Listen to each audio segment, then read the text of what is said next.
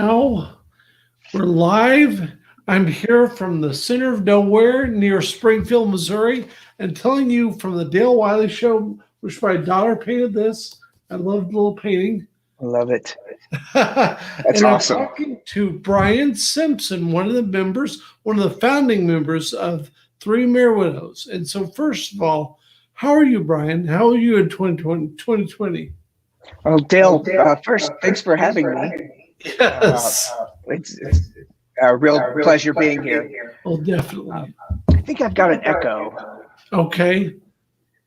Well, what do we do about that? I don't know how to change that. So, Okay. As long as it's not coming through on your end. no, it's fine on my end. It sounds wonderful in here. Okay. Well, 2020's been hard. 2020's been hard for everybody, but It's I think been different. we're doing just fine, I think. And how have you been? Well, I'm doing wonderfully. And as I like to say, I have the best pandemic ever.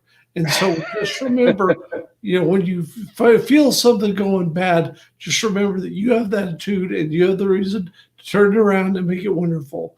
And so I love connecting with all the people and especially members of my favorite bands, including Threemerrywidows. And so I definitely want to talk about, first of all, how did you get into liking music? How did you first get interested in music?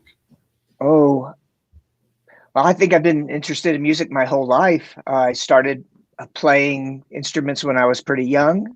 I had an older brother and sister who were really into music, and I used to steal their albums all the time and to bring them downstairs and play them on. Where was on the, this? Is St. Louis? this is in St. Louis. That's right. That's right. And they're 10 and 15 years older than me, so they had, Wow. tastes from the, 60s and 70s that really influenced my taste in music, and Right. so that's probably where I really got into this. And then I was, I played piano for a number of years, and then I moved over to guitar. And I just have always been interested in music, and I studied music in college for a while. And Right. Where'd you go to college? I went to Washington University. Yeah, I thought that was right. Yep. Because your mom worked there. Is that right? That's correct. Yes, she Okay, did. tell me about her. Yeah. Well, she's still around, actually. But Cool. she's 94 years old, and she's in a home right now. But she worked in the chemical engineering department. She was an administrative person there. Right. But born in St. Louis, raised there. I lived in the same house growing up my whole life. So Wow, that's cool. And so, what was WashU like? it was challenging, and it was, I went through a number of different majors, as many people do, and Yes. but it opened my eyes to a lot of music that wasn't so prevalent in the St. Louis scene at the time. St. Louis was all about classic rock, but there were so many people at WashU from the East Coast, Yes. so I got turned on to a lot of new music from them. Oh, such as? Give me examples. Oh gosh, I mean, the bands that came through there. I saw REM in '84 in Graham Chapel, Wow. and the Violent Femmes in '85, maybe. All at Graham. These are bands that were not getting radio play in St. Louis at all, except for maybe on K-Word, right? Yes. The WashU station. Right. Yeah, all 10 watts of it, exactly. Corner sticker. Yes. And so, but how did that influence the forming of Threemerrywidows?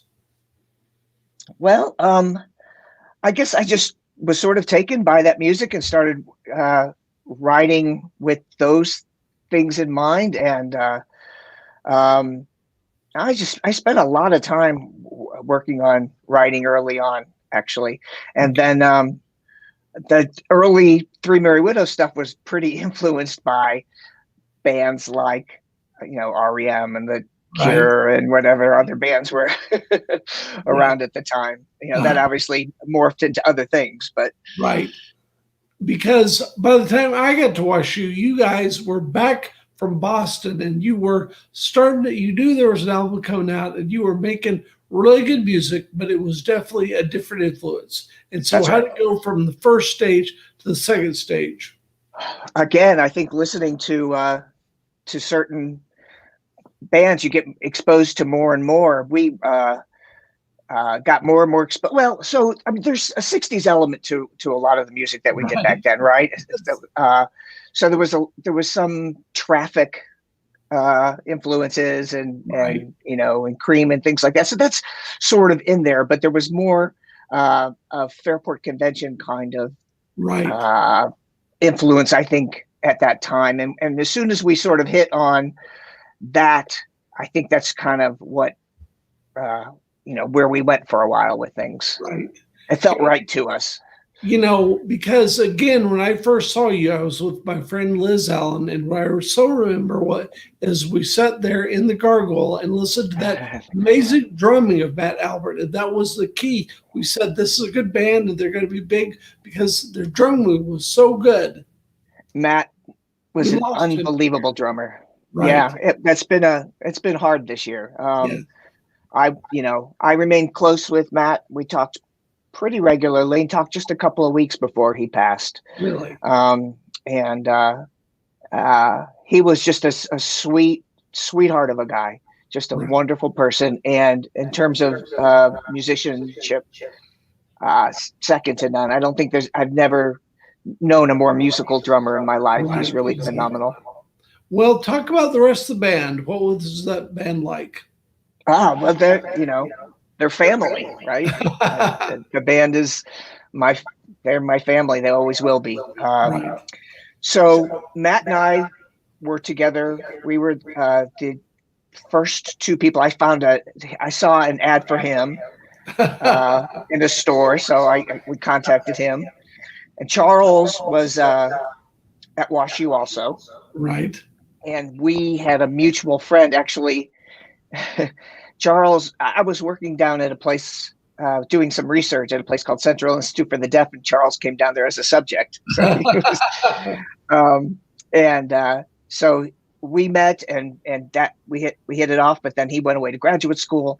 Sean and I met because I think he had an ad up too. We met in a McDonald's parking lot. We had similar taste in music, and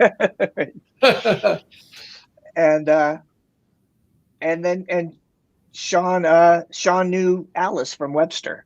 Yes. So, but as people, I mean, I think we just hit it off immediately as people, and as musicians. Well, just if you're close as people, then that comes out in your music, I think, as well. And sounds very cliche, I know, but there was a chemistry there. There was something that was magical that we felt anyway.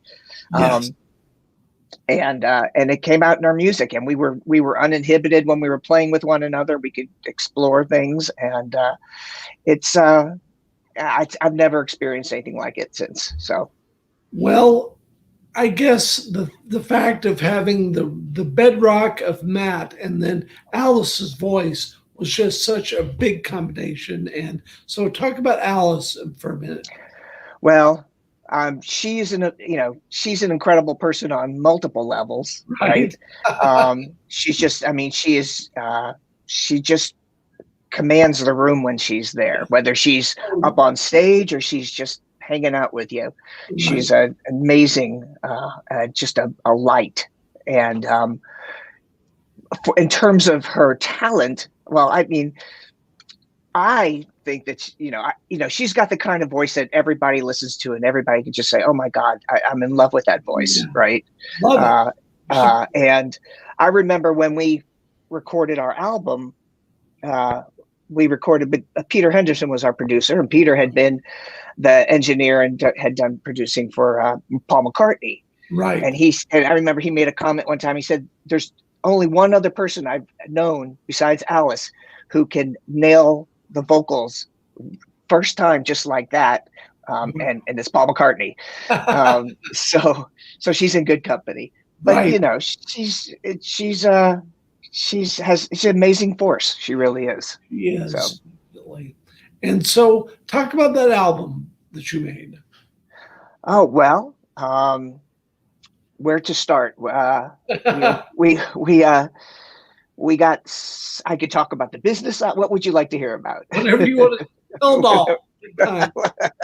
Well, all right. But we had moved up to Boston. Right. And we got signed while we were up there. Right.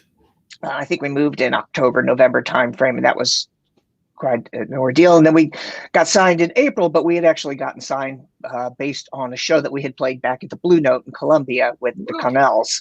So we didn't really even have to move, it turns out, to get signed, but we thought that was the way to go. Right. And we thought that, we would be closer to all of the colleges up there if we went. Anyway, we got signed in April. And then we went into this, we went through a series of listening to a bunch of different producers, show reels to determine what we wanted and talking to them. Some, really pretty amazing people. And we just landed on Peter, and we feel very lucky. Peter's, to this day, a good friend and somebody who we continue to work with on stuff. But we went down to Memphis to record. Right. At Ardent. Well, we didn't start at Ardent. We went to a couple of studios. I remember Peter going in and, clapping his hands to see what the acoustics were like. He's like, "Oh no, this won't do." And then we'd go to the next place. But luckily we ended up at Ardent, which is an incredible place. Yes. With a ton of history, and amazing bands have recorded there. And it was really a magical experience. I mean, we've just had the best time. It was a lot of work, but it didn't feel that way. We felt so lucky the whole time. Right. And the record company, they put up, there were issues for sure. Well, it's one of those things where you think a 7-album deal is the most amazing thing ever until it happens, and doesn't go amazing from the very beginning. That's right. That's right. TBT was, a label that was an indie, but they had the power and the finances of a major, close to it, not quite, but more so than other indies. So they had a lot of clout, but nominally they were still supposed to be the kind of label that nurtured a band, that allowed them to grow as time went on. And so, we signed the album deal. It had, an album plus 6 options, right? That they could decide to take or not. We didn't have that choice, right? But they wanted a hit. They wanted they told us that they were going to sort of nurture us, but what they really wanted was what the majors wanted, which was a big hit. And we were not that kind of band. Right. And I really think that in the stuff that you guys did later on, you showed how much growth you still had and what you had to go that never got out, at that time anyway. Yep. No, we tried. We did send them a lot of music, but they weren't, they didn't hear the top 40 hit, I guess. And so they weren't ready to put us in. And so I guess that there is a point when you would have had to just change your name or totally blow up the band or do something that you weren't prepared to do. What we had to do was we had to be broken up for a period of time. Right. In order to officially be out of the contract. Right. And then we could get like a couple of years. Right. But by that time, people had moved on to do different things, right? So, we thought maybe there was a possibility we could break up. That was the only way to get out of the contract, and we could still get back together. But it was not going to happen. So, well, talk about the second album that you recorded several years ago. Yeah, so that was really kind of a happy coincidence that a few of us ended up in St. Louis at the same time, and we decided, let's get a rehearsal space and get together and jam a little bit. And it just felt great. So we said, let's, dig up all these old songs and do a show. And once we did that, we said, let's get these songs on, released somehow. We really want to get them archived. And so we were able to do that at Sawhorse with Jason McIntyre, who's phenomenal.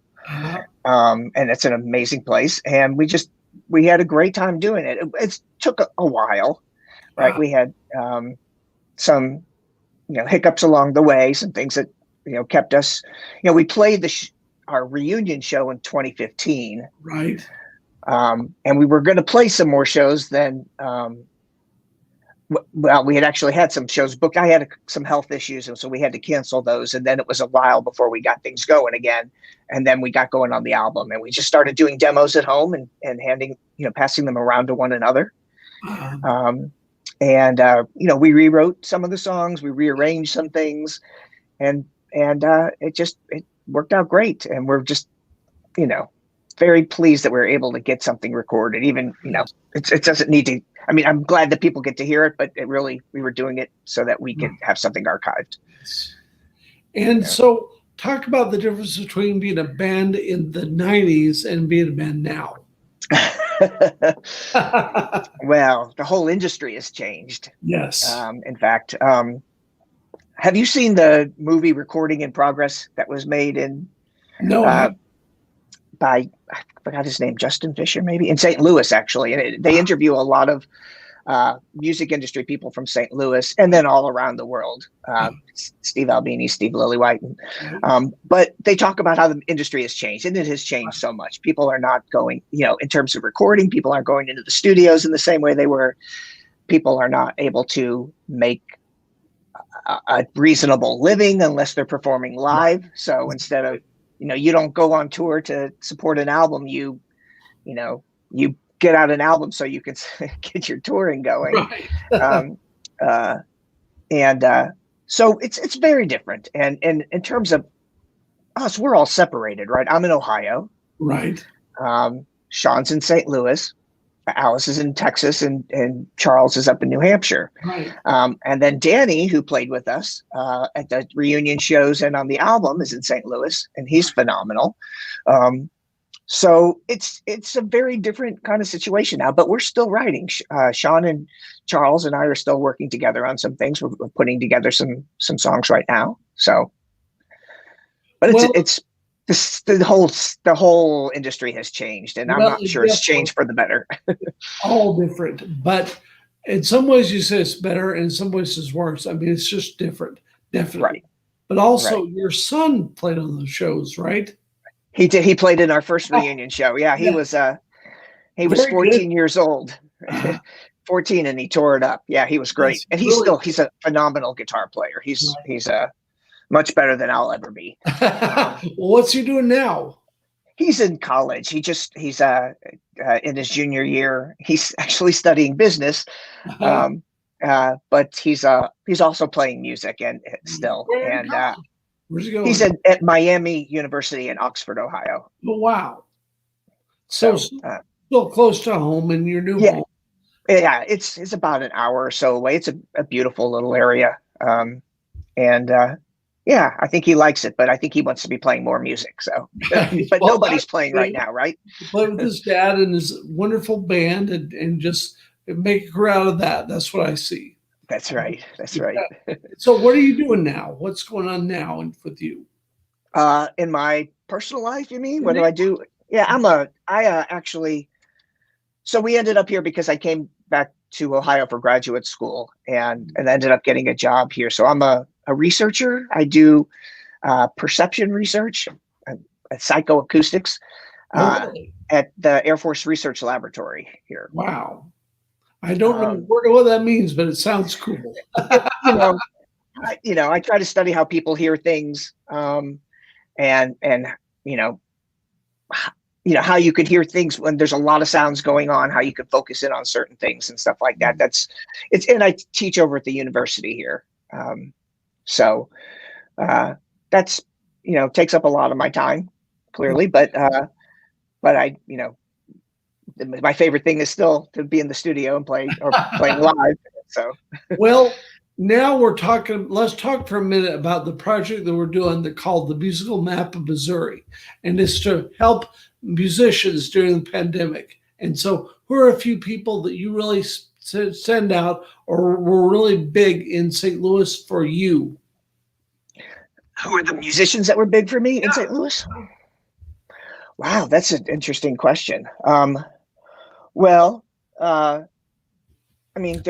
are people who we sort of grew up through the music scene with, like Uncle Tupelo, right? There were, other forces on the music scene like Dave Simon and Filet of Funk. Right. If you remember that, I mean, and he was amazing and really started a big scene, I think, in St. Louis at the time. Uh, Uh, you know, I didn't know a lot. Well, of course, there's the folks in Springfield, Lou Whitney and company in yes. Springfield, that, right?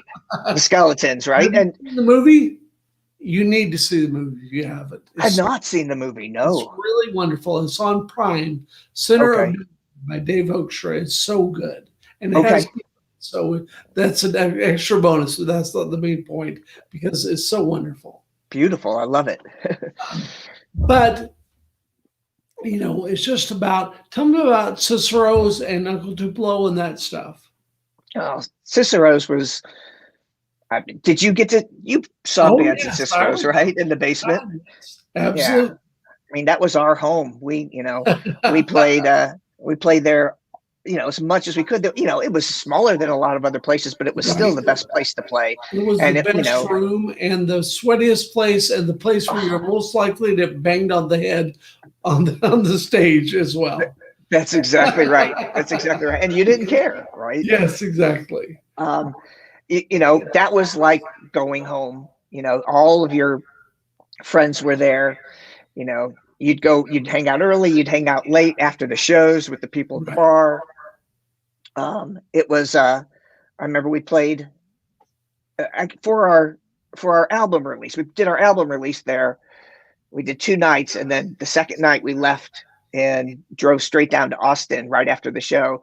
But it was just like, it was just the place we wanted to do it, right? It was.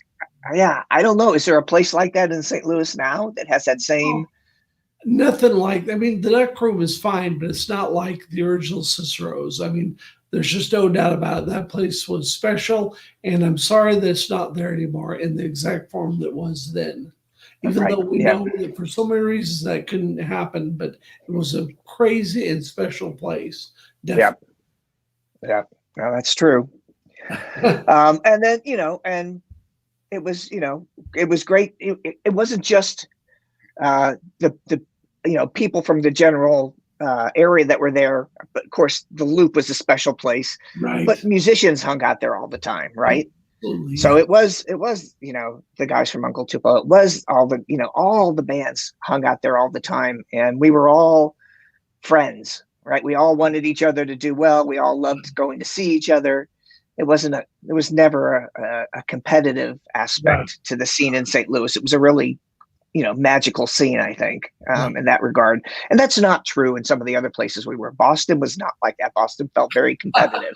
It feels like a totally different scene from what Al told me and everything else. A totally different scene than St. Oh yeah. It was, it was all pay to play up there. Well, it's kind of funny because both you and Uncle Tupelo ended up moving up in that direction during that time. Yeah. Just strange. Yeah. I mean, I guess, it makes more sense to be in the Midwest if you're going to tour because you're centrally located, but everybody wanted to be on the East Coast. That's, it felt like things were happening. So. Definitely. And so anyway, it's so nice to be able to catch up with you and hear about what you're doing. And thank you so much for spending some time with me. Well, Dale, thank you so much for taking the time to talk to me and the rest of the band. It's really been a pleasure. Everybody's had a great time. And I love all the stuff we're doing. And this musical map is going to be a big deal. And I can't wait to hear more of all the stuff that's going on. Fantastic. Well, thank you very much. You take care of yourself. All right. You too. Bye. All right.